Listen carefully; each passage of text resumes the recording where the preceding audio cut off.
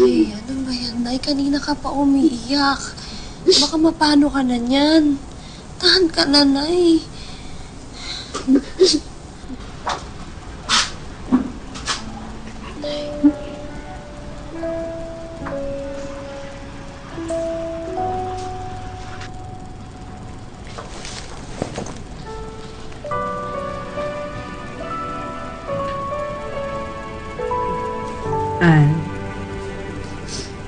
Ilang beses na akong humingi ng sorry sa'yo.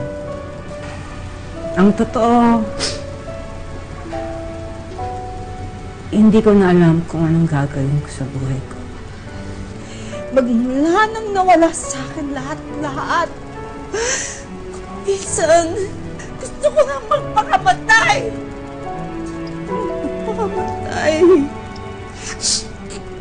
Ate,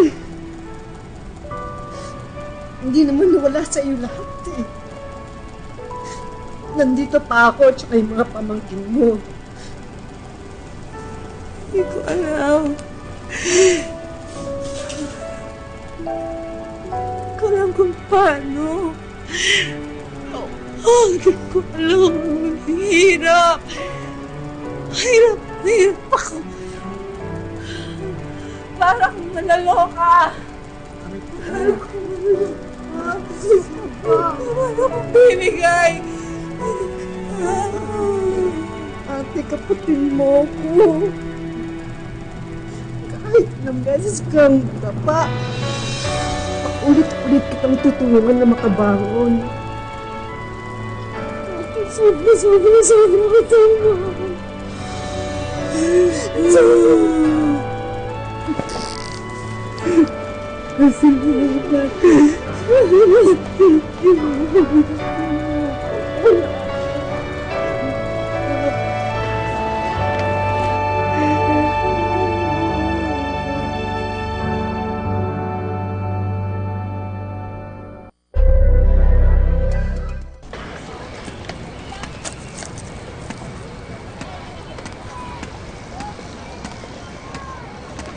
Excuse me.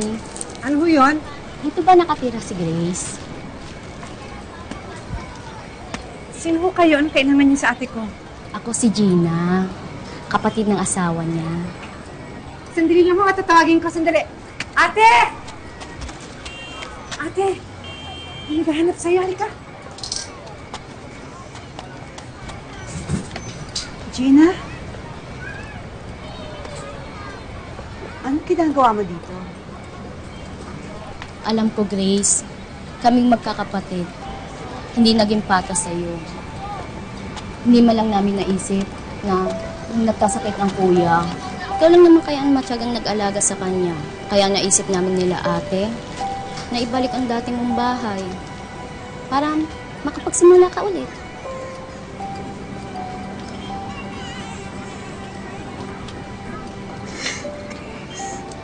Pakisaan naman sa mga kapatid mo na maraming salamat. Parang hindi ako makapaniwala. Pwede ba na kung papayag kayo, ibenta ko para makapagsimula kami ng kapatid kong si Ann ng panibagong negosyo. Ikaw ang bahala. Sa'yo naman yun. Maraming salamat.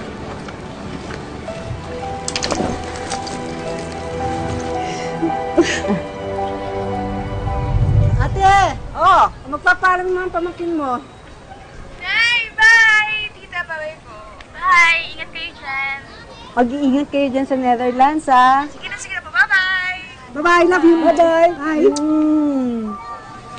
Ann, Grace. Uy! Si Marie Chris pala. Girlfriend ko. Hello po. Iimbitahan sana namin kayo sa kasal namin eh. Sige. Oo naman. Talaga, okay lang. Uy! Sino nga pala magluluto para sa handaan ninyo sa kasal niyo? Alam niyo kasi catering ng business na rin namin. Sa amin na lang kayo magpaluto. Sa amin na lang kayo magpa-cater. Hindi lang, mas okay. Sige. Ako! Salamat! Di kayo mababayang. Galing-galing namin magluto magkapatid eh.